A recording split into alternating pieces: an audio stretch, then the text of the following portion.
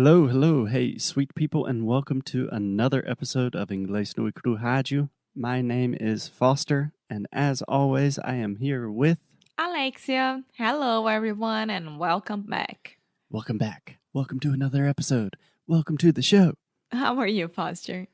I am doing pretty well. A little bit sleepy. Perhaps have a little bit of a cold, but not too bad. Yeah, What about you? me too. I think I am about the same. Okay, so this week on the show, we have And been. I miss you. And I miss you too, Mama. Mm. Mucho. Muito. Mucho. Très mucho. Okay, this is a show about learning English. So let's get on with it. So this week on the show, we have been talking about teachers and more specifically, what makes a good teacher, what constitutes good teaching. Alexia and I have been sharing some of our personal experiences taking language classes and teaching language classes. And yeah, I wanted to continue that conversation because I have a lot of opinions on the subject. Of course you do. Okay, so yesterday, Alexia, we mentioned this idea of scaffolding. Do you remember that? Yes, I do. I do remember that. Then you asked me to guess what scaffolding means, and I didn't. So I think that you're going to explain that to us today. You are correct. But before we do that, let's take a quick look at the pronunciation of the word scaffolding. Scaffolding. Yes, the stress is on the first syllable, and that first vowel sound is the ah, very open ah, like cat, hat, master, scaffold, scaffolding. Scaffolding. Yeah, and to be honest, this is not a very common word. In most situations, we use this to talk about like pieces of construction. I believe in Portuguese you say andaime. Andaime. Andaime, yeah. Yeah, it's not something you need to know, but it is a word that exists when talking about construction, and it's also a word that teachers use sometime. Okay? Okay. But not necessarily the most important word for your vocabulary and conversation, but the concept is really important, and that's what we're focusing on today. Perfect. Okay, so in the linguistic community, Alexia, as you know, there is often a lot of debate, a lot of nuances about things that really are not that important. So essentially, scaffolding just means supporting the student, giving the student support. Okay. Okay? I'm thinking like right now I'm just wondering how to use this word in a phrase. Okay, don't worry about that right now I know, because, but I was wondering. yeah, honestly, you're probably not going to use this word in a phrase. That's what I was trying to express earlier in the episode. The word is not important. The idea is important. Okay. Okay, so obviously you can support students in many different ways. And one of the most common uses of the idea of educational or instructional scaffolding is what we call graded readers. Do you know what that is? No, I don't. Okay. I imagine you probably do. You just don't know the term. So a graded reader is something, it's a piece of text where the language is modified to fit a specific level of the language. Does that make sense? No. It does not make sense. Okay, so imagine like children's books for little kids, right? Right. Children's books do not contain very sophisticated language, correct? Correct. Because kids do not have that vocabulary. So we only use words that kids will probably know, right? Mm-hmm. So as teachers, we tend to do the same thing.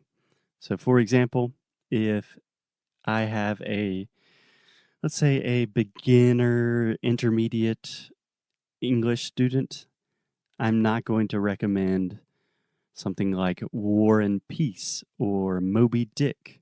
I'm going to recommend something much easier with more simple vocabulary. Okay, now, yeah, I mean, now I get it. The idea, of course, I knew it, but I never knew that it would be graded readers, the name of the thing. Yeah. Yeah, I think this is originally a British thing and more of a European framework.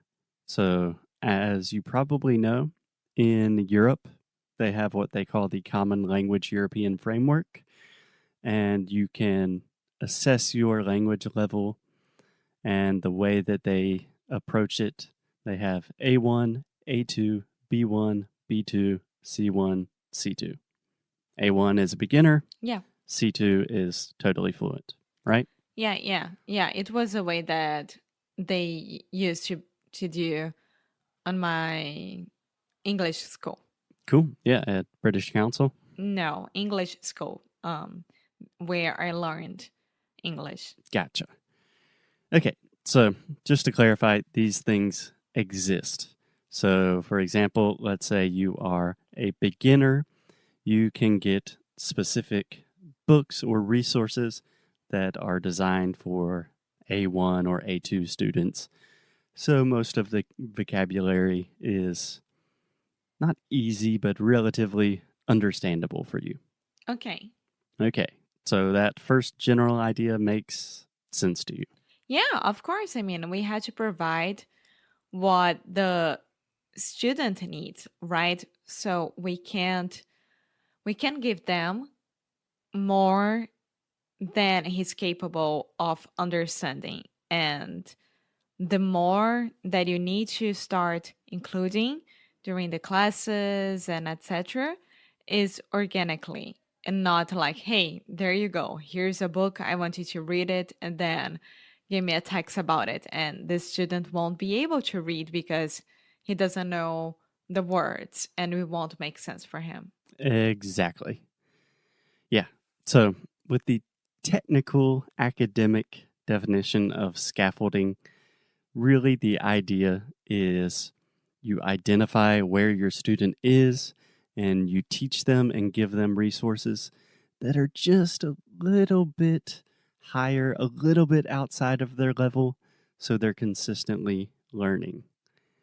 But as modern language teachers, we don't really need to give people like specific texts for specific levels and use graded textbooks and all of these things. We just kind of intuitively know how to do this. Yeah, exactly. Right? So, Yeah. intuitively, as a teacher, you understand like, okay, my student is struggling in this area, so I need to give a little bit of extra support. Or my student is doing really well in this area of their English, so I need to push them a little bit. Mm-hmm. Because as we were talking about during the other episodes, I mean, we are having a relationship with this student, right? So you know this student a lot and you know what to work with. Yeah, exactly. Can I give you a quick recommendation? I love that you say recommendation and not correction. It is a recommendation. There is no such thing as a correction. Okay, you may correct me more or give me your recommendation. Thank you. I may do my job. I appreciate it. So I believe you said something like, I know my student a lot. Uh-huh. So when we talk about knowing people, generally we say, I know them well, or I know someone very well. When you say a lot, it has the idea of numbers, like I have a lot of bananas. But when you're talking about a relationship, I know someone very well. Okay? Okay. Okie dokie. So let's try to get practical here. We've been talking about some technical scaffolding bullshit. Let's get to the good stuff. So, one easy way you can support your students, and all teachers should do this, is with sensory cues or sensory indications. Do you understand the idea of sensory scaffolding? I think I do because sensory is sensorial, right? To be interactive, you should include like images and sounds and smells and etc. This is in general. And with a class, virtual class, English class, you had to be as interactive as possible using a sensory indicator, for example. Yeah, that's pretty much perfect. And this is much more difficult nowadays that pretty much everyone is teaching virtually. I can imagine those kindergarten teachers and like first graders must be so difficult for them. Yeah, we can't get into this subject because I will talk a lot and get very, very frustrated. But yes, I cannot imagine taking care of 40 small children and having to learn how to teach online at the same time. It's so difficult. I've been teaching online for almost 10 years and I'm still not very good at it. Yeah, because people forget that a lot of teachers who are teaching online, they can't give one-on-one classes, like live classes. Yeah. And those who are very, very used to live classes, most of them, they have a lot of difficulties to give online classes. It's completely different. Yeah, it's a totally different game. And just a quick tip, Alexia, when you say they have a lot of difficulties, that is kind of a direct translation from Portuguese. The most natural way to say this is they struggle, or they have a really hard time with, or they have a difficult time with, but eles têm dificuldades. That's kind of a direct Portuguese translation. Okay. Cool. Yeah, so this idea of transmitting sensory information to your student, that's just a very technical way of saying, okay, your student can see you, they can hear you. Virtually, they cannot, smell you, probably. But the signs that you are giving them are very, very important. So, for example, visual cues like facial movements. If you are smiling, if your eyes are big and look happy, this is reaffirming to the student, okay, now I'm doing well. But sometimes if the student's maybe not doing well, you can perhaps kind of raise your hand or kind of raise an eyebrow, don't know if that's right. And just these visual cues make it much easier to facilitate a good relationship. Does that make sense? Yeah, I would even include the place that you're teaching from. It's very when I change places, for example, when I'm here and then I am at our co-working, right? Every time that I change places, all my students are like, where are you? What are you doing there? They love knowing that. Yeah, absolutely. And some teachers really like to create a professional atmosphere, especially virtually. Maybe they will be wearing nice clothes and have a nice background. Me personally, I try to do a mix. So I have my instruments in the background. So you can see I'm a cool guy. I'm relaxed, but also I'm taking notes. I'm being serious. But this idea with giving your student signs, I even do this much more directly. So I have specific physical signs for specific problems that our students make. Does that make sense? I think so. I mean, I'm trying to guess what are those signs. It's kind of crazy. I just started doing this naturally over the years, But essentially, it's like training students like a dog. Ah, So you are training Buddy right now. Let me give you an example. So, Alexia, you know that many Brazilians, most Brazilians have a lot of trouble with closing their mouth completely with the final you M use your sound. hand.